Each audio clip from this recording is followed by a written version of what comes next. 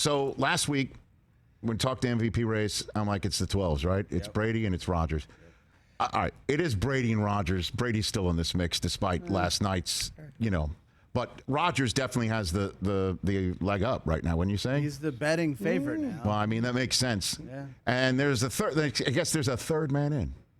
There's a third man in right now, and it's a very simple question can bring this all to light. Hey Google, who leads the NFL in rushing yards right now? Jonathan Taylor. There you go.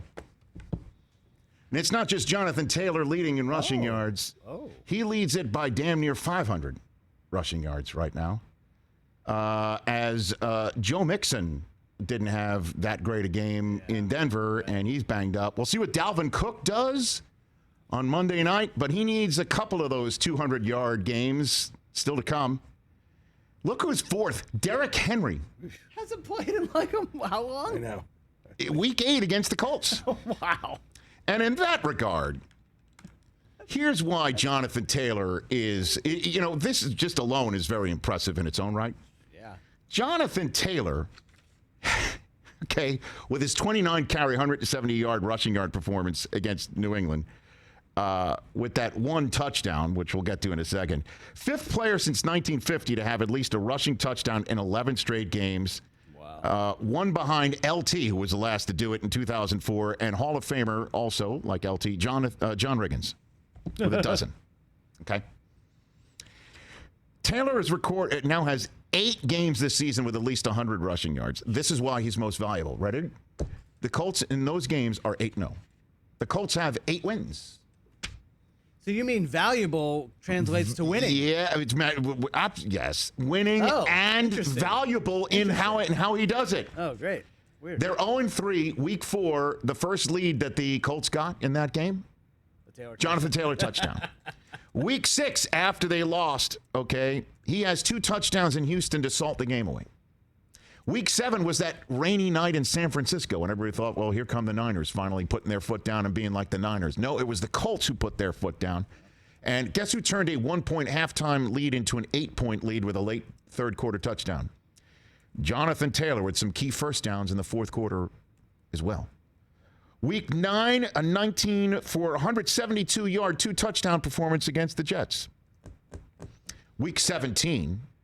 Week 11 was Jonathan Taylor's virtuoso performance, and our terrestrial radio audience rejoins me in the middle of me recounting why Jonathan Taylor is an MVP candidate right now.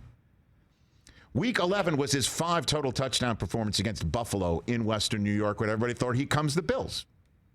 No, it was the Colts and Jonathan Taylor. He was 32 for $185 with 4 on the ground and caught 1 in the air. Okay. Week 12 against Tampa. Now, they lost this game. Okay. He didn't have 100 yards rushing, but he did have 8 carries for 58 yards late in the fourth quarter and a 10-play, 75-yard drive. 8 of them were him running it between the tackles, I might add, against the Bucs, who nobody runs on. Okay.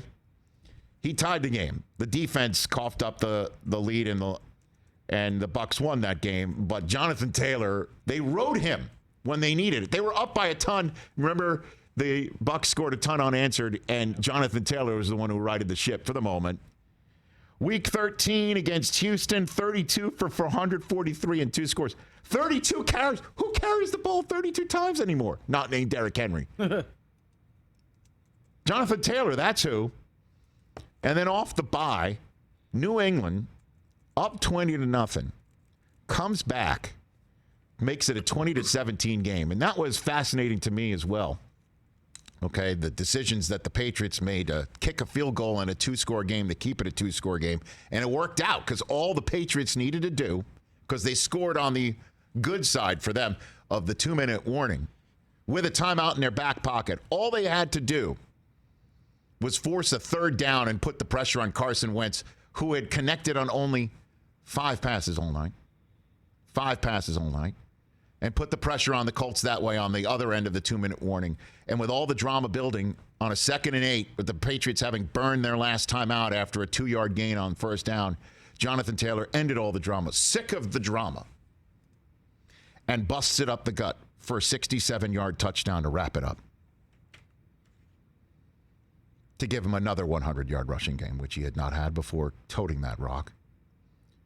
And instead of this team being maybe 7-7 because the Patriots would get the ball back and kick a field goal because Nick Folk's been on fire this year with the exception of that one that hit the upright against Brady way back in the day. But instead of, let's just say, 7-7, they're now 8-6, and they're the 5 seed. And all 8 of those wins, Jonathan Taylor's run for 100 yards. That's value. That's valuable. Getting stronger as that goes along, too. Who wants a piece of him? I will answer that question. Nobody. Nobody wants a piece of him.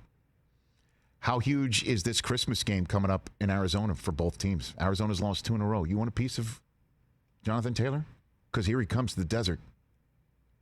Oh, my. Trying to get his 12th straight game with a rushing touchdown. I proffer to say he'll get it.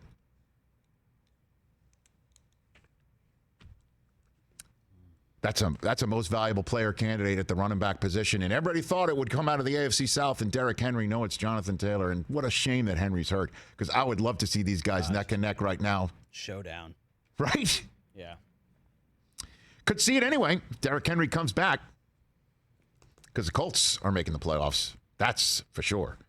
This team has got a good defense, and this team has got Jonathan Taylor, and this team plays good special teams. It would be a shock to see them fall off right now.